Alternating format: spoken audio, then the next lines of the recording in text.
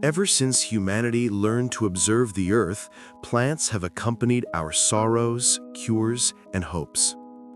Long before the great laboratories, it was the hands of apothecaries, midwives, indigenous peoples, and peasants who discovered, through practice, the power hidden in every leaf, root, and seed.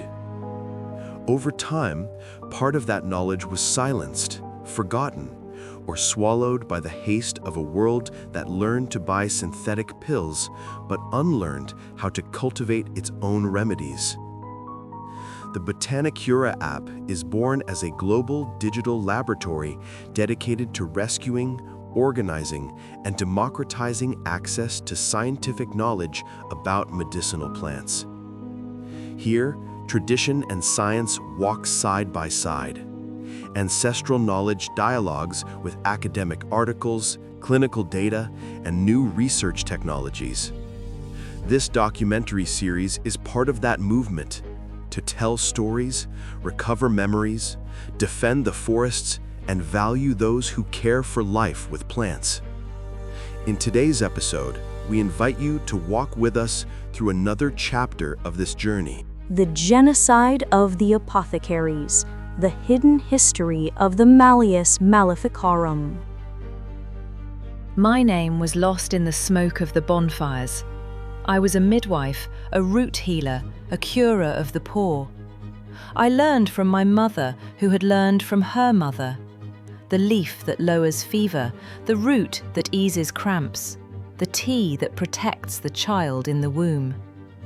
For centuries, our forests were our laboratory, and our recipe book was the memory of women. In 1487, two German inquisitors publish a book, Malleus Maleficarum, the Hammer of Witches. It promises to defend the Christian faith, but in practice, it becomes a manual for persecution, torture, and murder.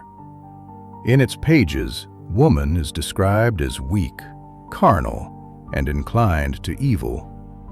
The midwife, the root healer, the apothecary begin to be seen not as guardians of life, but as servants of the devil. My crime was not a curse nor a pact. My crime was knowing too much. I knew under which moon to gather the herbs that would soften cramps, how long to boil them, how to ease the pain of childbirth without asking anyone's permission. Suddenly, my teas turned into potions, my cauldron a witchcraft altar. The forest, which had always been my home and pharmacy, became a scene of accusation.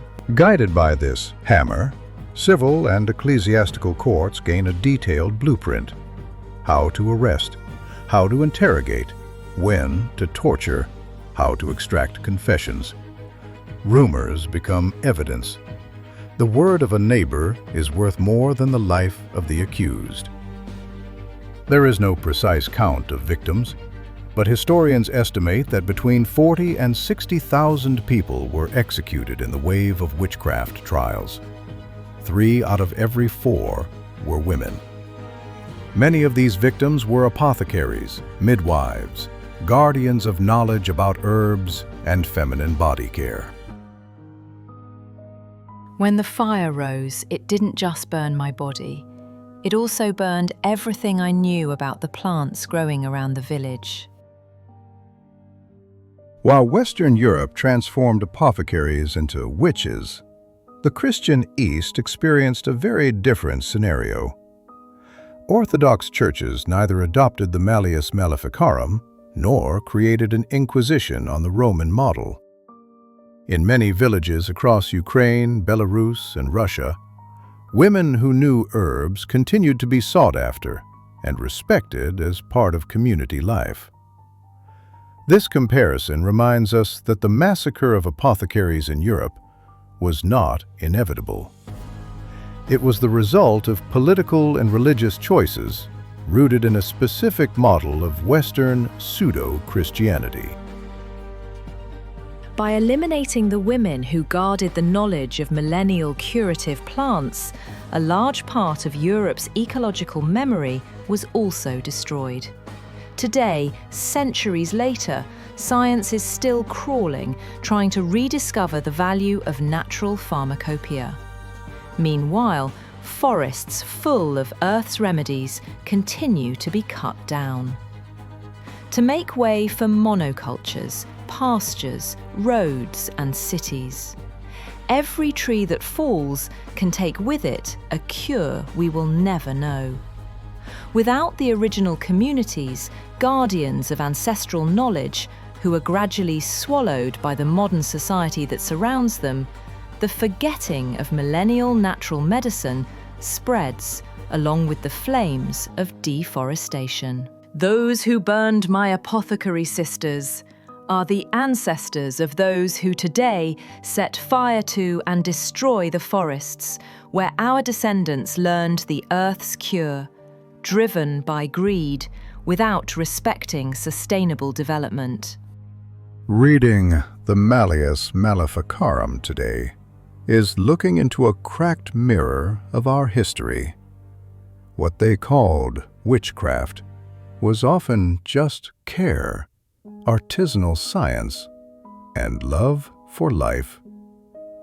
To honor these women is to defend today the forests, traditional knowledge, and the people who still heal with plants.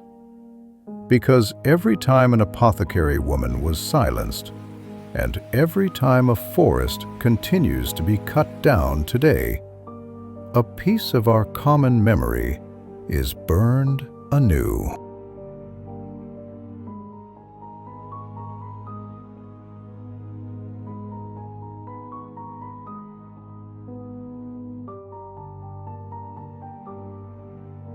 In honor of the apothecary women, persecuted and exterminated during the witch hunts, 15th and 18th centuries, and all the guardians of curative plant knowledge who continue to resist to this day in the most remote and forgotten corners of our planet.